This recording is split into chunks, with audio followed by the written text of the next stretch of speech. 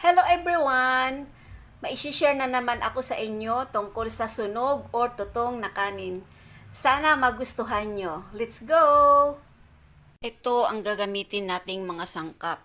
Star margarine, bell pepper, bawang, sibuyas, carrots, celery para mabango, egg, hotdog, ham, at syempre, yang tutong na kanin. Ibabad muna natin sa tubig itong tutong sandali para madaling lamasin, guys. Habang nakababad yung tutong, guys, magprito na tayo ng mga sangkap. Unahin natin ang egg. Yan, ganyan lang. Ilagay muna natin dito yung egg na naprito. Ang hotdog. Kaya ihalo-halo na lang.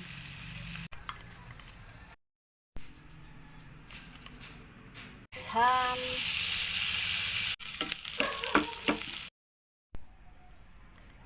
Ng bahagya ang carrots.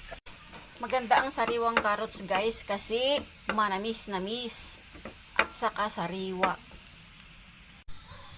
Ito ng carrots, guys, oh. Balikan na natin yung tutong, guys. Ayan, oh. Natanggal na yung kulay itim niya. Kanina ang itim. Ayan. Lamasin lang natin, oh. Diba? I-drain na natin.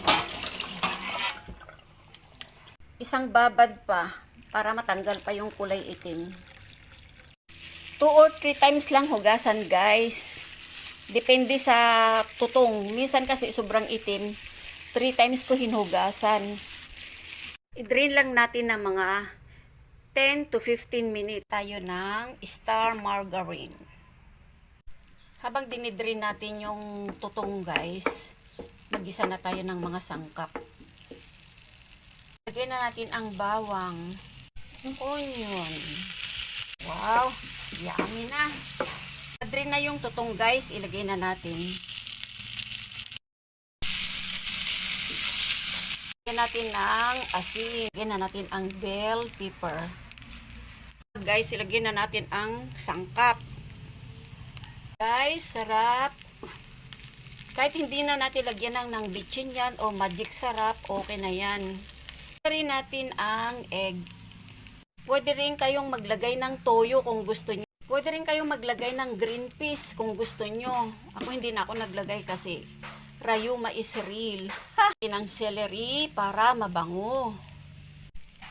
Aroma. Kabango, guys. Saka healthy pa.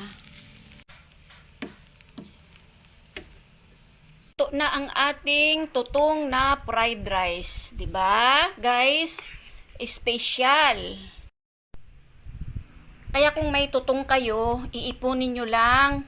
Ilalagay nyo lang ito sa rep para hindi mapanis. Ganun kasi ang ginagawa ko. 4 days kong inipon ito, guys, na tutong.